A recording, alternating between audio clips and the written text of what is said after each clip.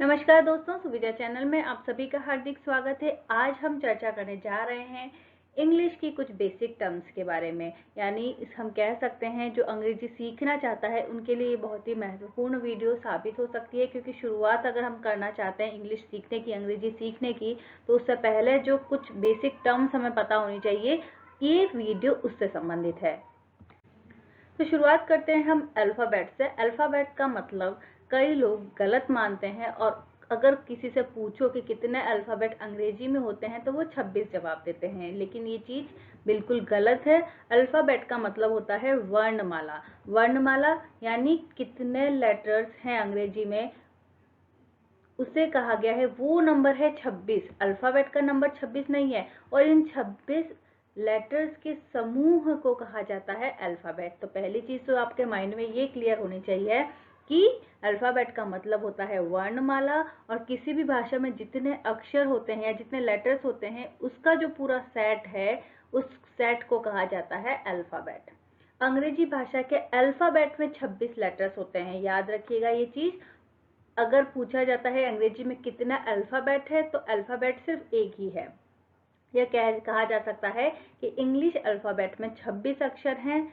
तो मैंने यही बात कही कि कई लोगों को क्या लगता है कि 26 अल्फ़ाबेट हैं, लेकिन ये चीज़ गलत है। कितने? 26 अक्षर हम कह सकते हैं, 26 लेटर्स हम कह सकते हैं, 26 वर्ण हम कह रहे हैं, लेकिन 26 अल्फ़ाबेट नहीं होते हैं। तो ये तो सबसे बेसिक कॉन्सेप्ट, सबसे पहली चीज़ यहाँ पे हमने बात करी अल्फ़ाबेट और लेटर्स। इनमें आपको डिफरेंस, अंतर पता होना चाहिए। अब लेटर्स जो हैं, उन लेटर्स को दो रूपों में लिखा जाता है। एक तो हो सकता है अल्फ़ाबेट कैपिटल लेटर्स में लिखा जाए या फिर स्मॉल लेटर्स में लिखा जाए।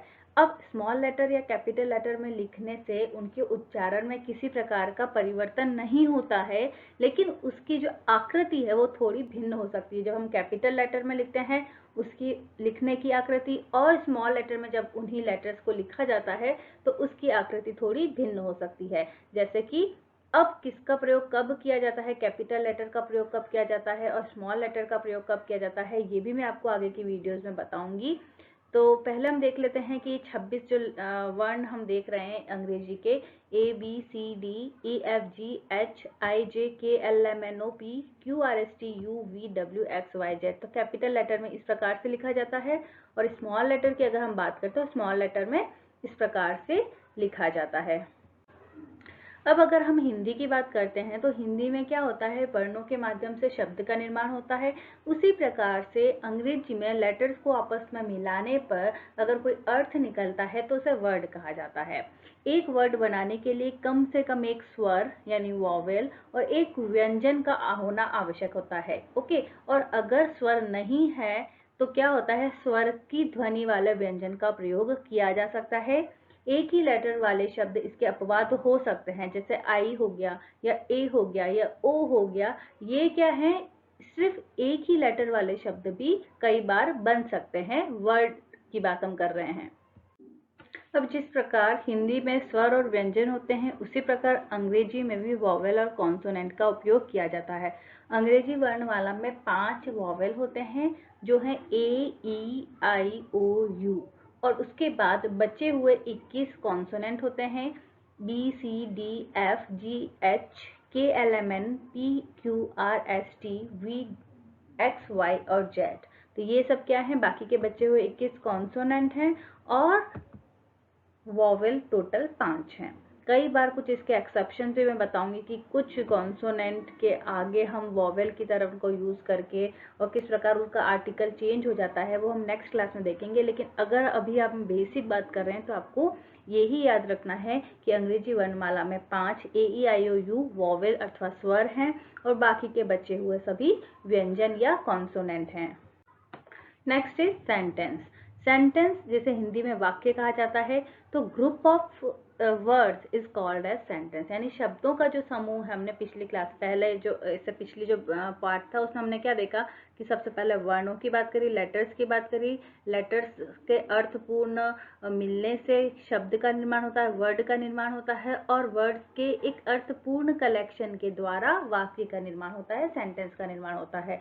तो इसकी परिभाषा क्या होगी, the collection of words which makes a complete sense is called sentence।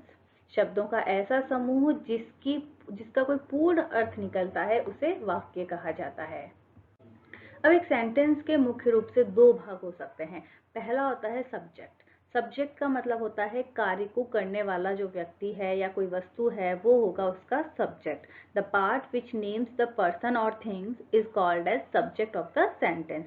और दूसरा होता है प्रेडिकेट। प्रेडिकेट का मतलब होता है जो कार्य किया जा रहा है, जो कार्य को किया जा रहा है वो हो जाएगा उसका प्रेडिकेट। और प्रेडिकेट के भी वापस दो पार्ट हो जाते हैं, वर्ब और ऑब्जेक्ट। तो सब्जेक्ट क्या है? A person and thing about which something is said is known as subject. बाकी का वह भाग जिसमें किसी व्यक्ति या वस्तु की जानकारी हो वो उसका सब्जेक्ट होगा।